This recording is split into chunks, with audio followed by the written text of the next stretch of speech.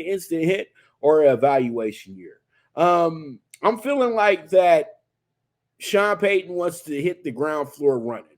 He knows that he has a quarterback in place that isn't a quarterback that's a bridge quarterback. You're stuck with the guy, at least for another season after this. And you want to make sure that he plays up to the money that he's been paid. It's that simple. And pretty much what happens here is that Sean Payton's in a situation where it's make or break for Russell Wilson, straight up, because they could trade him and still get some value for him, because there's an NFL team out there that would love to trade for Russell Wilson next season if they can't figure out their quarterback situation, i.e. Rams, somebody like that. You know what I mean?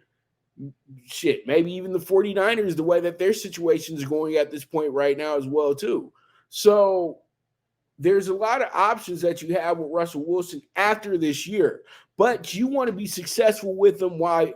You want to be successful with them. You don't want to worry about trading him. That's the whole thing, because one thing about Russell Wilson that a lot of players don't have is his leadership and being able to get men to follow you to the promised land.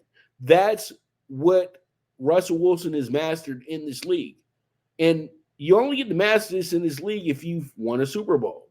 And that's why Sean Payton doesn't want anybody else but Russell Wilson to be his quarterback right now for this situation. And it makes perfect sense. You guys are so quick to throw a rookie in there to make yourself feel better because it's a younger player and the younger player is cheaper and the younger player has a little bit more shelf life than this guy right here. But we like to see people who know what they're doing at the same time too.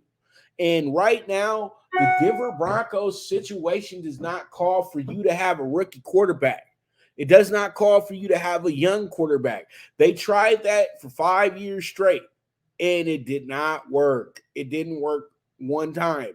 This team has been very, very, very, very scarce when it comes to the quarterback position since Peyton Manning left, okay? And you got to understand, they got the end of Peyton. They got like the scrapings of Peyton, to keep it real with you. Yeah, one really good season, but the rest of it, he was just a high-end game manager. And they want to make sure that they have a guy in place that's going to be a quarterback that can get them back to the Lombardi. It's that simple. The team has been sold. They have a brand new owner. There was a transition period for the Denver Broncos over the last few years. And now they have their new owners in place. They have a coach who's very established in the league in place, because their last two hires were terrible. Let's just keep it real. They weren't good hires. Vic Fangio, lifetime coordinator. There's a reason for that. Nathaniel Hackett, old coach's son, who's respected because he's an old coach's son, and he was terrible too. And they made the Broncos look really bad. I've been watching football. I'm going to be 40 next April. I've been watching football since I was about 2-3 years old. And I can't name too many seasons that the Broncos were just terrible.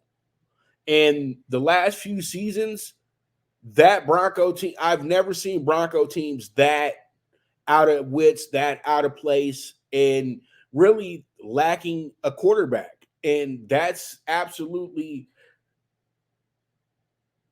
priority to this Denver team, to make sure that they're winning games. And the quarterback has always been kind of like the leader of the community out there as well too. And they don't have that guy, but they have that guy now in Russell Wilson. They didn't have that guy for the last few years. So it has to be all about the right fits. And I feel like right now we have the right fits in Denver. So Denver really is in a season where they can't really afford to have a losing record this year. If they miss the playoffs, hopefully they can miss the playoffs because of a coincidence, circumstance, or just falling short at the end of the year, but still have a winning record. You're going to question a lot of things if this team doesn't have a winning record this year. but they're still dealing with one of the tougher conferences and tougher divisions in that conference because they have to deal with Herbert and the Chargers. They have to deal with Mahomes and the Chiefs, and the Raiders are always going to be the Raiders. Okay, the Raiders aren't sexy at all, but the Raiders are always going to be the Raiders. They're going to Raider. Okay, and they're going to be annoying, and the Broncos know that. So there's just a lot of things that we need answers to as we walk into this 2023 season. So with that, we have ourselves our first break coming up now. And when I do get back, we will jump into some Blue Crew Daily and talk some